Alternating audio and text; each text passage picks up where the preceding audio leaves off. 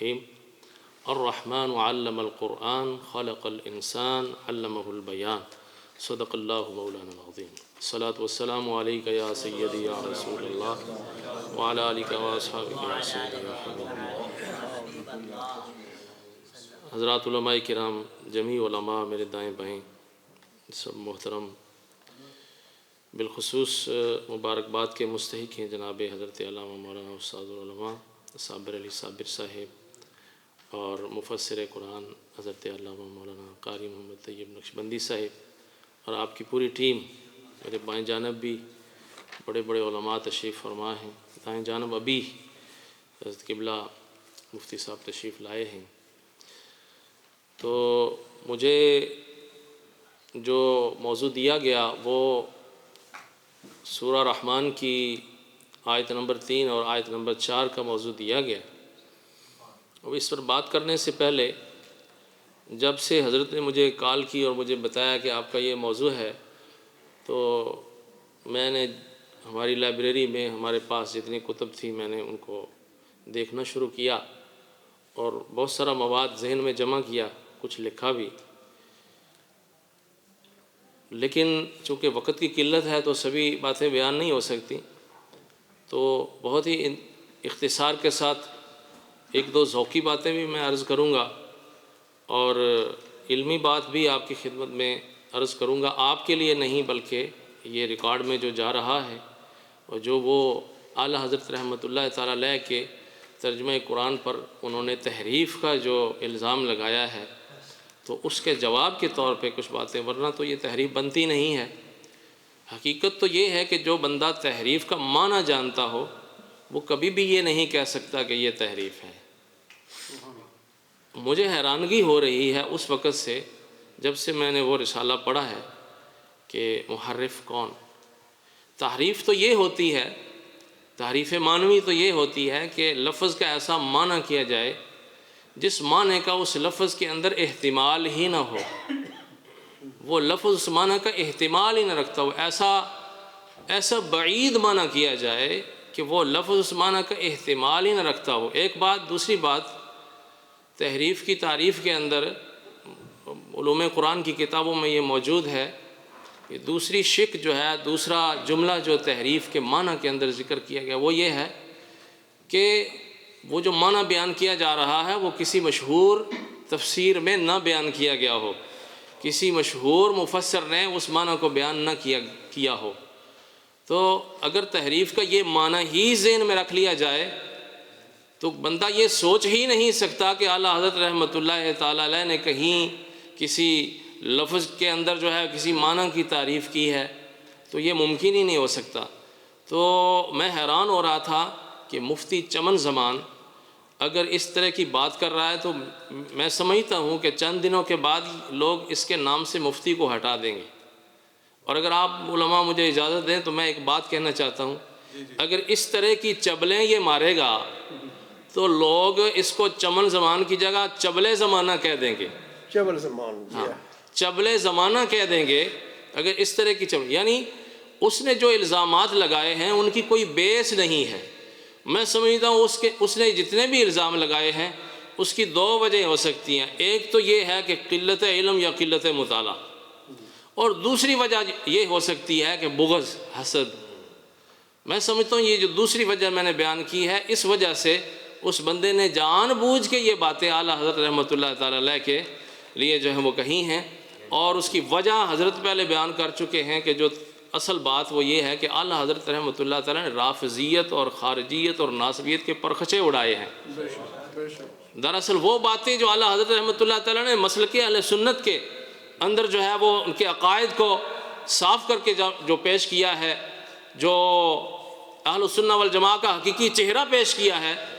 دراصل وہ باتیں ان کو چبھ رہی ہیں، ان رافضیوں کو، اس لیے اعلیٰ حضرت رحمۃ اللہ تعالیٰ علیہ پر اس طرح کے اعتراض کر رہے ہیں۔ اور پھر میں ابھی 2-4 منٹ کے لیے پوری بات تو نہیں بیان کر سکتا، 2-4 منٹ کے لیے اپنی ایک ذوقی بات کوشش کروں گا، کوئی علمی بات بھی ریکارڈ میں آ جائے۔ وہ یہ ہے کہ یہ سورۃ الرحمن جو ہے یہ سورۃ النعم ہے۔ اللہ تعالیٰ نے اس کے اندر اپنے نعمتوں کے تذکرے فرمائے ہیں، اور سبحان اللہ کیا کہیے، یہ اللہ کا کلام ہے۔ اللہ رب العزت نے سورۃ النعم کے شروع میں سب سے بڑی نعمت کا ذکر قرآن کی صورت میں بیان فرمایا الرحمن علم القرآن، اور اس پر ایمان کو تازہ کرنے والی اور روح کو تازگی بخشنے والی بات یہ ہے کہ اللہ تعالیٰ نے یہاں سورۃ النعم کے اندر جہاں سب سے بڑی نعمت کا ذکر فرمایا، اس کے فوراً بعد اس شخصیت کا ذکر فرمایا جس کی ذات سے ساری نعمتیں وابستہ ہیں۔ وہ جان نعم، میں سمجھتا ہوں کہ جو نعمت رہے گی اس وقت تک جب اس نعمت سے وابستہ رہے گی۔ سب سے پہلی نعمت، سب سے آخری نعمت، اور ساری نعمتوں کی جان۔ اور میں تو یہ بھی کہا کرتا ہوں جو نعمت ان کے دامن سے دور ہو جائے، ان کی نسبت سے دور ہو جائے، وہ نعمت نہیں رہتی بلکہ زحمت ہو جاتی ہے۔ تو اللہ رب العزت نے اس ترتیب سے سورۃ النعم کے اندر قرآن کی نعمت کو بیان کرنے کے بعد مرکز نعمت جناب محمد الرسول اللہ صلی اللہ علیہ وسلم کی ذات کو بیان فرمایا الرحمن علم القرآن خلق الانسان علمہ البیان۔ اگر یہاں پہ لفظ انسان کا معنی فقط انسان کیا جائے تو اللہ تعالیٰ نے چند آیتوں کے بعد انسان کا پھر دوبارہ ذکر فرمایا ہے، خلق الانسان من صلصال کالفخار۔ اور یہ تو پھر وہ کیا ہوگا کہ ایک ہی بات کو پہلے ذکر کیا گیا پھر اس کو بعد میں مکرر ذکر کیا گیا، اس سے تو تحصیل حاصل لازم آئے گا۔ اللہ رب العزت نے خلق الانسان کے اندر جس انسان کا ذکر فرمایا ہے اس انسان سے مراد انسان کامل ہے، جیسے کہ امام ساوی نے لکھا ہے حاشیہ جلالین میں کہ اس انسان سے مراد کوئی عام انسان نہیں ہے بلکہ وہ انسان مراد ہے جس کا قرآن کے ساتھ پورا کنیکشن ہے، خاص تعلق ہے۔ اس لیے اللہ رب العزت نے قرآن کے بعد لفظ انسان کو ذکر فرما کے اپنے محبوب کی طرف اشارہ کر دیا کہ یہ جو قرآن ہے، یہ قرآن ہم نے نازل کیا ہے اس انسان کامل پر جس کا نامی اس میں گرامی محمد الرسول اللہ۔ اور پھر دیکھو عجیب بات یہ ہے کہ مفتی چمن زمان نے ہر آیت کو لغت کی روشنی میں لیا ہے کہ جو بات جو ترجمہ جس کو لغت سپورٹ نہیں کرتی اس کا اس نے انکار کر دیا ہے، حالانکہ لغت تو ایک ایسی چیز ہے جو ایک معنی بیان کرتی ہے۔ اب اس معنی کا اعتبار ہر علم کے اعتبار سے، ہر علم کی اپنی اپنی اصطلاحات ہیں، جب تک ان کو نہ پڑھا جائے مرادی معنی انسان سمجھ نہیں سکتا۔ ایک ہوتا ہے لغوی معنی، ایک ہوتا ہے مرادی معنی۔ تو مرادی معنی کو سمجھنے کے لیے اگر کسی نے سمجھنا ہو مرادی معنی تو اس کو جاننا پڑتا ہے کہ مطلق کیا ہوتا ہے، مقید کیا ہوتا ہے،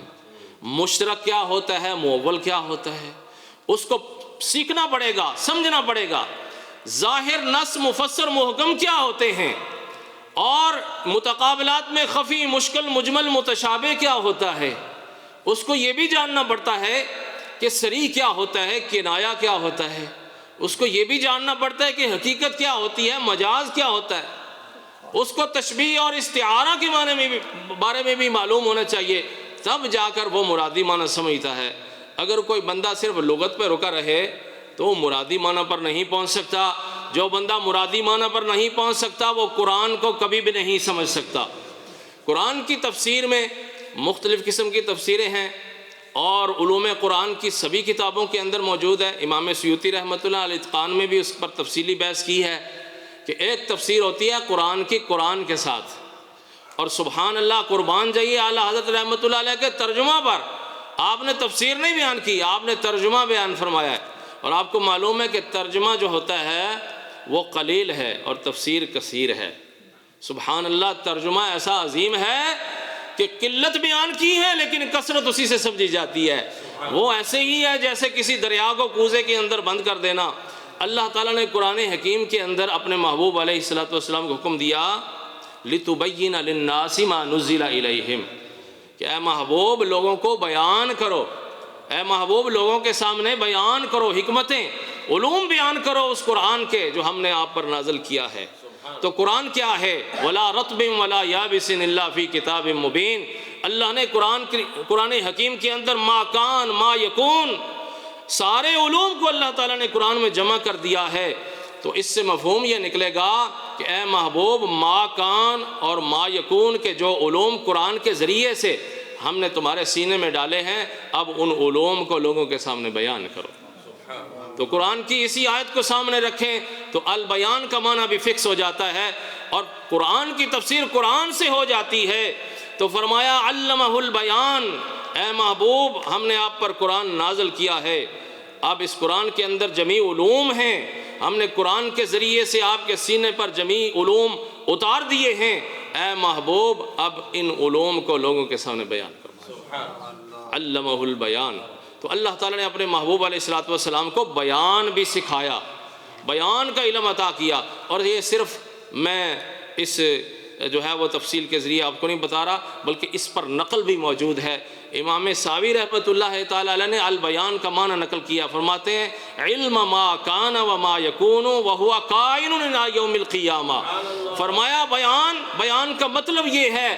کہ جو کچھ ہو چکا ہے، جو کچھ ہونے والا ہے، اے محبوب ہم نے آپ کو سب سکھا دیا ہے۔ تو لہٰذا اعلیٰ حضرت رحمۃ اللہ تعالیٰ علیہ کا ترجمہ فقط ترجمہ نہیں، بلکہ ترجمہ کی صورت میں تفسیر موجود ہے، اور صرف تفسیر نہیں بلکہ ایک اعلیٰ تفسیر ہے۔ اعلیٰ حضرت رحمۃ اللہ تعالیٰ علیہ کے ترجمہ کو سمجھنے کے لیے یہ ضروری ہے کہ ساری تفسیروں کو پڑھا جائے، پھر ہی انسان سمجھ سکتا ہے۔ اللہ کی بارگاہ میں دعا کرتا ہوں اللہ تعالیٰ ہمیں اعلیٰ حضرت رحمۃ اللہ تعالیٰ علیہ کے فیض سے ہمیں اللہ رب العزت حصہ وافر حصہ عطا فرمائے، اور جن علماء نے آج کی اس میٹنگ کا اہتمام کیا میں ان کے لیے بارے دیگر دعا گو ہوں۔ اللہ تعالیٰ ان کی کاوشوں کو قبول فرمائے اور ان بزرگوں کی اللہ تعالیٰ عمر دراز فرمائے، آمین۔